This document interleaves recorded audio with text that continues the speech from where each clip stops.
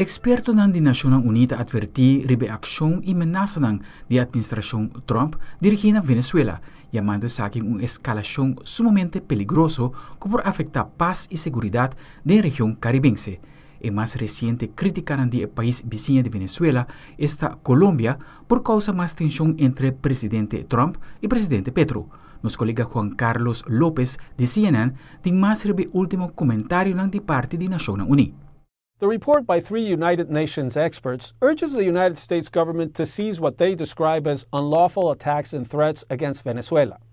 They state that covert action and threats of using the armed forces against the government of Venezuela violate that country's sovereignty and the United Nations Charter. According to the experts, even if the allegation that vessels the United States military has attacked in the Caribbean are linked to narcotics trafficking were true, the use of lethal force in international waters without proper legal basis violates the international law of the sea and amounts, according to the experts, to extrajudicial executions.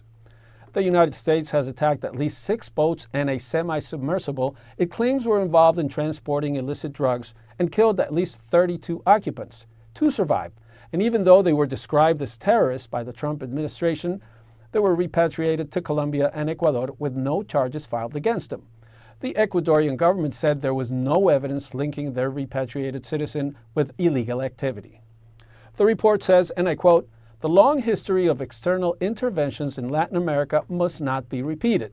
The international community must stand firm in defending the rule of law, dialogue, and the peaceful settlement of disputes." President Trump claims he has the authority for the attacks because he is engaged in armed conflict with drug cartels to stem the flow of drugs to the United States. But the experts said in their report that these moves are an extremely dangerous escalation with grave implications for peace and security in the Caribbean region. Juan Carlos López, CNN, Washington. E pista ainda de joyanan ku e 4 indivíduos a horta for the Louvre Museum, mas que o investigador está envolvido em buskeda para assim recuperar e joyanan que está data for the era de Napoleão. Shirel Hubbard com detalhes. The Louvre Museum is due to reopen on Wednesday, minus an estimated $102 million worth of stolen treasures, according to a French prosecutor, in what some are calling the heist of the century. The victims, by the way, of this crime are all of us who won't be able to see these pieces. It's one of the most high-profile robberies at the Louvre since Leonardo da Vinci's Mona Lisa was stolen off the museum's walls in August of 1911. Police say the thieves entered the museum through a window and took items such as a diamond and sapphire jewelry set, a tiara, and an emerald necklace set, among other treasures. That's before fleeing on motorcycles. Pretended as if this was business as usual, this was some sort of construction job, and managed to go in and out in 7 minutes. The robbers used a truck-mounted ladder to gain access to the Apollo Gallery, one of the most ornate rooms in the Louvre Museum. Investigators are looking closely at a blowtorch and angle grinder found at the scene. It appeared to be a professional heist, but a former jewelry thief says the thieves made a few mistakes. They dropped one of these brooches. They only robbed, 9? I think it was 9 brooches, diamond-like pieces. Well, you just dropped a ninth of your whole entire load right there. That's an amateur move. An art recovery expert says Napoleon's crown jewels are too hot for the robbers to offload as is, and they'll likely be disassembled and recut. There's gold in it, silver in it, diamonds in it. You can melt down the gold, you can melt down the silver, you can cut the jewels. I'm Shirel Hubbard reporting. E gente que studia e traha na Merca está buscando outra opção. Restrinccionan nobo de administracion de Trump para obtener visa da lo que está descurachanan. Ivan Watson de CNN a conversar com algum aplicante que queda afetar para o cambio. Good morning. Good morning.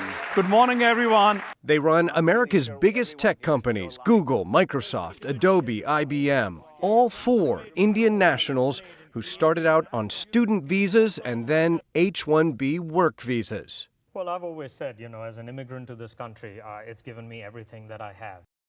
For decades, the H-1B has been the golden ticket, turning students into CEOs and dreams into careers. So prized that in India, some temples are dedicated to praying for visa approval. But the Trump administration is cracking down. Train Americans, stop bringing in people to take our jobs. That's the policy here, $100,000 a year for H-1B visas, and all of the big companies are on board. H-1B work visas will now cost employers $100,000 apiece. Until recently, nearly 70% of those visas went to Indian nationals. We're not going to reveal your identity. Many Indians in the U.S. now facing crushing debt with little chance of finding work in the U.S. How much are we talking about in terms of U.S. dollars? So it's more than $90,000 for me. And I took a pretty hefty loan. So for somebody like me who doesn't really have generational wealth back home, it was a big and heavy investment. It almost feels like we're not wanted here. Online, hostility is rising, with some people calling foreign workers job thieves and outsiders. The message, go back home. It's a climate of fear and uncertainty. And it goes against what we've been conditioned to for the past 20, 30 years, that you work hard, you study, you get the grades, you get admission, you get the scholarships or you pay the tuition, then there will be a reward, and you will be able to prosper and you'll be able to contribute to the American growth story. U.S. government statistics show a sharp drop in foreigners with student visas coming to the U.S. in 2025 versus 2024, with the arrivals of students from India plunging around 45%. In India, the H-1B ripple effects are already visible. The dream of studying abroad reflected in entire neighborhoods of Indian cities. Tutors and students describe a recent shift away from studying in the U.S. Recently now, due to the Trump or the H-1B saga, I have decided to drop U.S. from my plans. I'm looking into European countries, maybe even India. And this appears to be the White House's message. International students should no longer dream of starting their careers in the U.S. Ivan Watson, CNN. Y conoce a 5 futbolistas ng mejor pagana mundo, según la revista Forbes. El ranking de hoy, tenemos a los 5 jugadores mejores pagados del fútbol en 2025 según Forbes. Empezamos por el puesto número 5 con la presencia de Erling Haaland, quien firmó una extensión por más de 9 años con el Manchester City en enero, y su contrato nuevo eleva su salario estimado y sus bonificaciones previstas a $60 millones para la temporada 2025-2026. En cuarto lugar está Kylian Mbappé del Real Madrid con un estimado de $95 millones. En el puesto número 3, Karim Benzema, con una proyección de ingresos totales de $104 millones, mientras finaliza su último año de contrato con el Etihad de Arabia Saudita. El argentino Lionel Messi del Inter Miami ocupa el segundo lugar entre los que más ganan en el deporte, con $130 millones en ingresos totales proyectados. Y llegamos al puesto número 1.